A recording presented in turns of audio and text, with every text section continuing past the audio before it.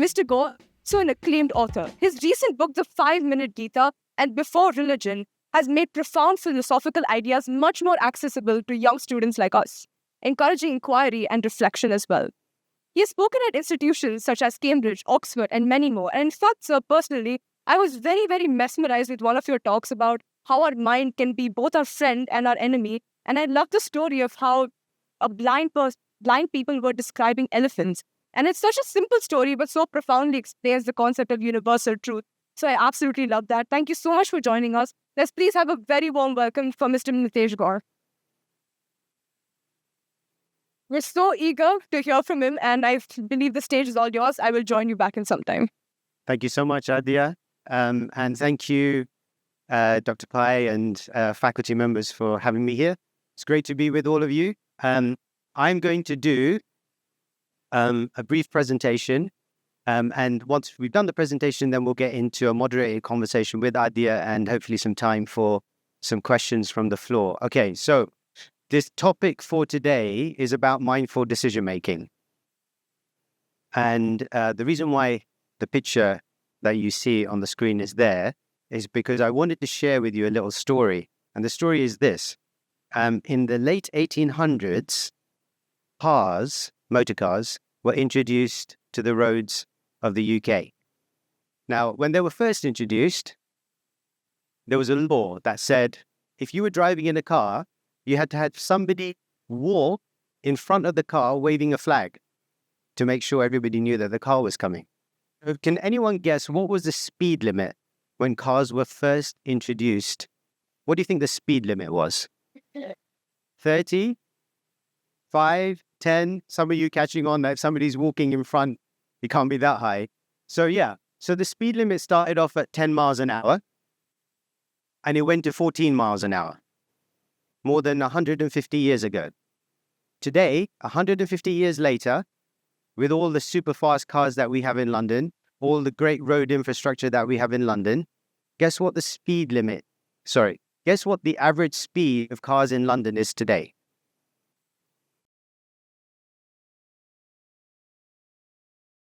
12 miles an hour. So after 150 years of all the technology, all the infrastructure, all the progress that we made, the speed of cars 150 years later is exactly the same as it was with these cars. Why do you think that is? Do you think it's because the cars are not good enough? Traffic. You know all about traffic here in Bangalore, don't you? So, traffic. Now, the point is that, we act in the world. We think that I'm going to go from point A to point B, and it's a real straightforward journey from point A to point B. But the point is that I'm not the only person driving on the roads. I wish I was, but I'm not. And the fact that all these other people also want to drive on the road means that my journey from A to B is not as straightforward as I think it is. Does that make sense?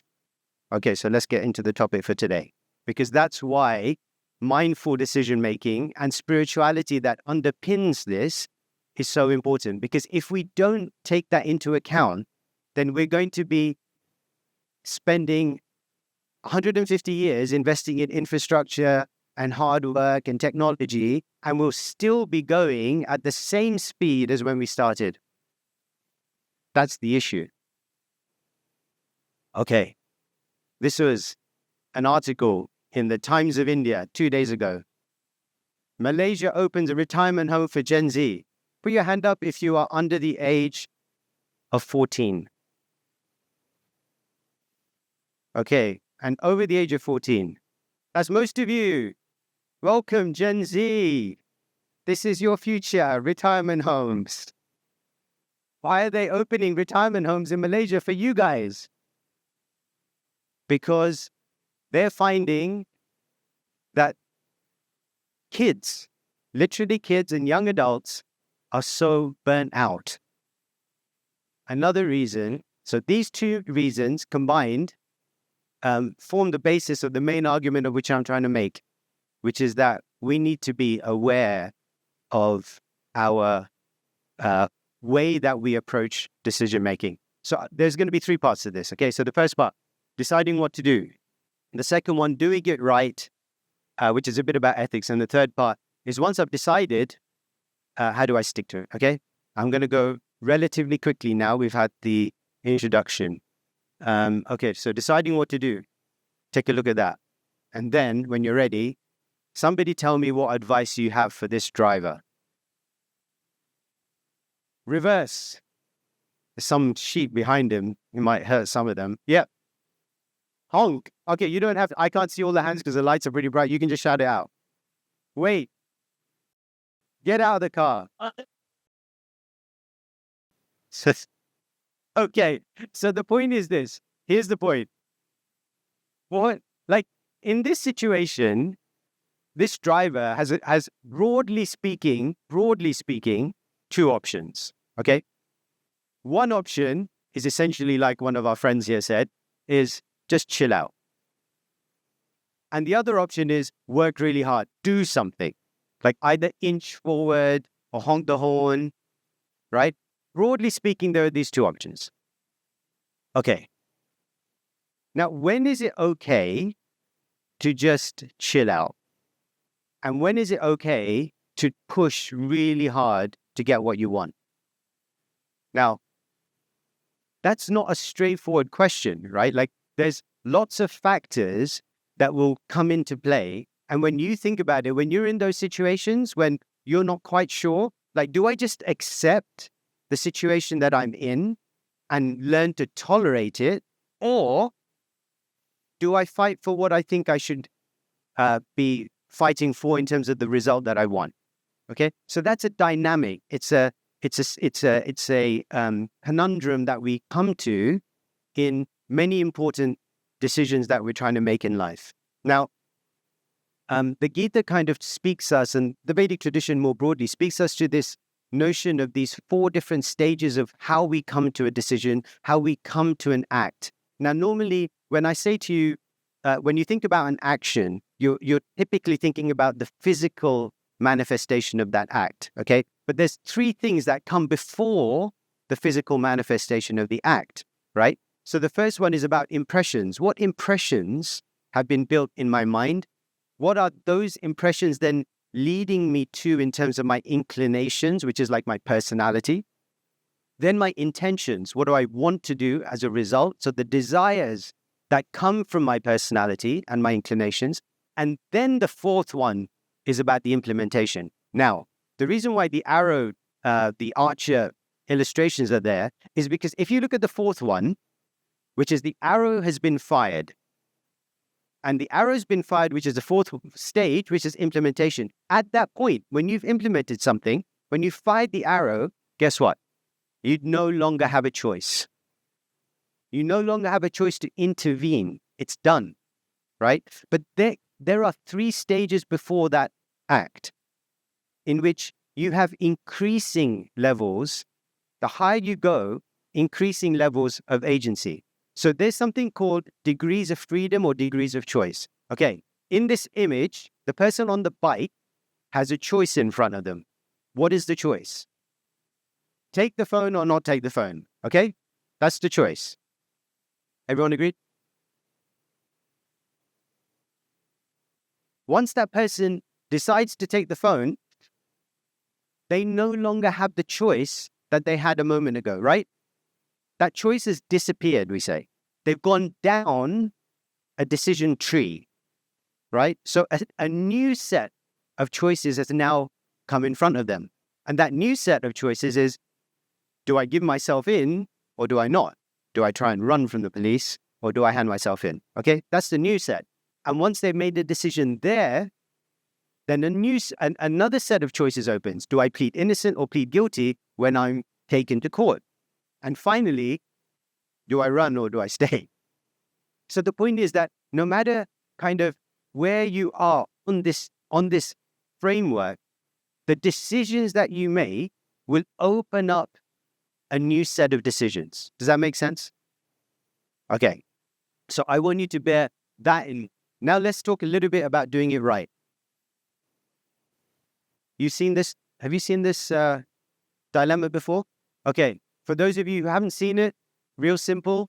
There's a train going down the track. The train, if it stays on the track, is going to kill these 5 people. You are the person standing by the lever. If you pull that lever, the train will divert and it will kill only one person. Hands up if you pull the lever and kill one person. So all of you who put your hand up are willing to kill that person. Murderers, a lot of you. Put your hand up if you don't do anything.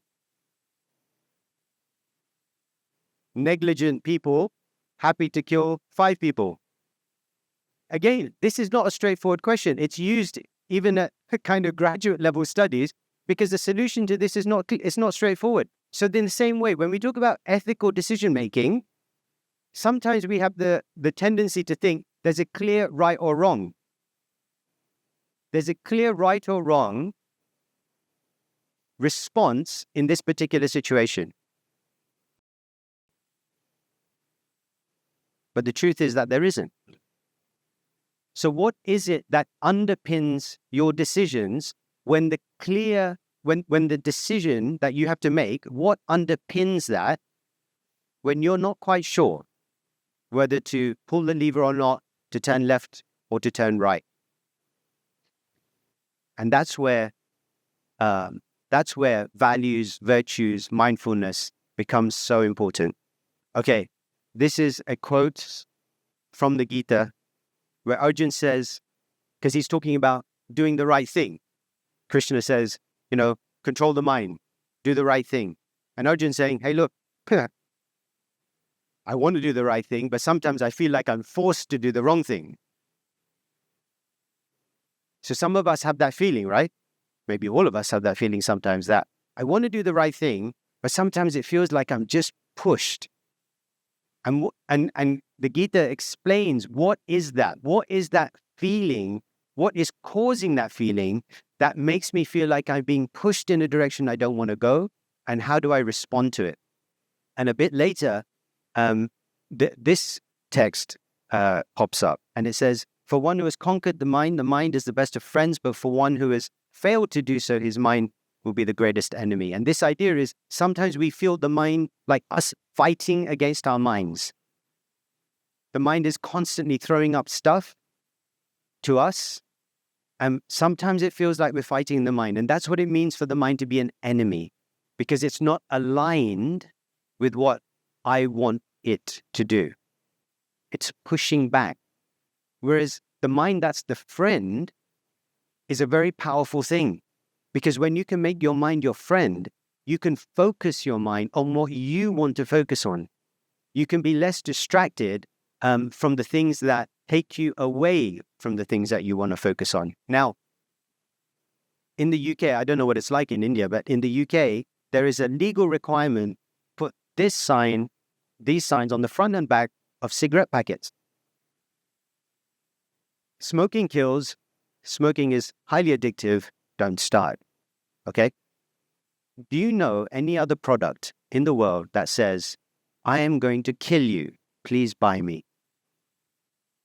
Do you know a product like that? Now, when a person first starts smoking, put your hand up. When they first start smoking, their first cigarette, put your hand up if you think that that is an act of free choice or free will. They are making a choice to smoke that first cigarette. Okay, put your hands down. Put your hands up if you think that by the 1,000th cigarette, they are still making a free choice. A lot less. The truth is, again, it's not straightforward, because they are making some kind of choice, but that choice is far less free than the first cigarette. And the reason why it's far less free is because now they are addicted. Now there is a chemical need or a chemical push because they need that nicotine. So that's what's happening with us. And point of mindful decision making is, how do you retain the capacity for free choice as opposed to being pushed by addiction? When we talk about chemical addiction, this is also a form of chemical addiction. Some form of addiction. I showed you a picture. I showed you a picture of the Times of India, right? About the Gen Z retirement plan. Today's news in the Times of London is that our most time-consuming recreation now is scrolling. That is society's most prominent form of recreation. Not only is it the most prominent form of recreation, it's also the most dissatisfying. Yet people are doing it. Because now, after a certain point, it's no longer a free choice. Now, you can walk through all the different societal, social settings, and you will see that what seems to be a free choice is not as free as you might think it is. And that's where your agency, your capacity to stand beyond or above peer pressure, social pressure, all of these types of forms of prejudices and addictions that come, for you to be conscious of that and for you to have the capacity to respond to it. Okay, this is a place called Echo Mountain. You go up to this contraption, you shout in it, and you hear an echo. How many of you heard an echo? All right. Why is it that an echo, what is it about echoes that fascinates us? Repetition? Yeah, you hear your voice again? Imitation? Yep. Okay, so here's the thing about echoes when you think about it, like structurally, okay?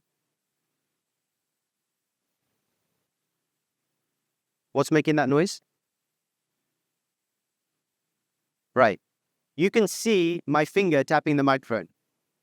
And as soon as you see the finger tapping the microphone, you can hear this sound.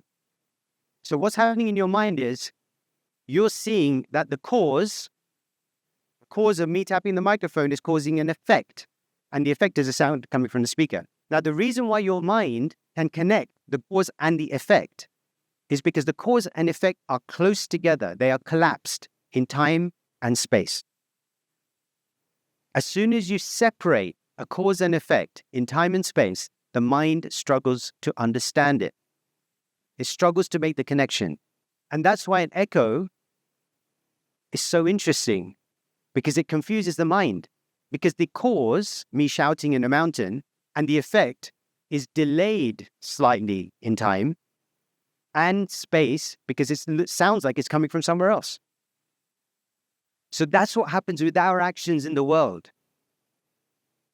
Our cause, the actions that we perform in this world, are not collapsed in time and space with the effects that they produce. In very few cases, there are sometimes, but for the most part, they're not. And that causes confusion for us. So now sticking to it, and this is the last section. Okay. Don't worry, this is not Bangalore. I tried to find a picture in India, but I found one from Thailand. It's all the same. So this person in the black car, put your hand up if you think the person in the black car is expressing their free will. That's a free choice. Okay, hands down. Hands up if you think that free will is a good thing. Free will is a good thing. Society should promote free will. Okay, put your hands down. So this is okay with you guys, right? It's okay? Why not? You like free will? This person's just expressing their free will. What's your problem? He's abusing his power. You see, the thing is, what we forget sometimes, what would happen if everyone was to do this? Yep. So the point is that why does society, a society that wants free will, why is it that that society introduces any form of law and order? Because these are traffic laws that this person is breaking, right? These are traffic laws. But if we want to promote free will, why do we have any rules at all? So, yeah, exactly. So the point is that you need some parameters and rules, because otherwise the overall freedom reduces. It's counterintuitive. You need the right balance of rules and not rules to maximize overall free will. And this is something that one of the most prominent psychologists of the last century was speaking about when he talked about spirituality. So Viktor Frankl, a person from, his notes on psychology from he was a concentration camp survivor. And he made this really important point, the same point that Krishna makes in the Gita, which is that you have a stimulus and response.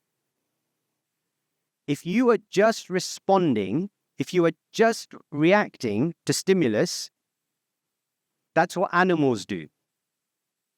If you have ever observed animals, basically animals are essentially responding to stimuli.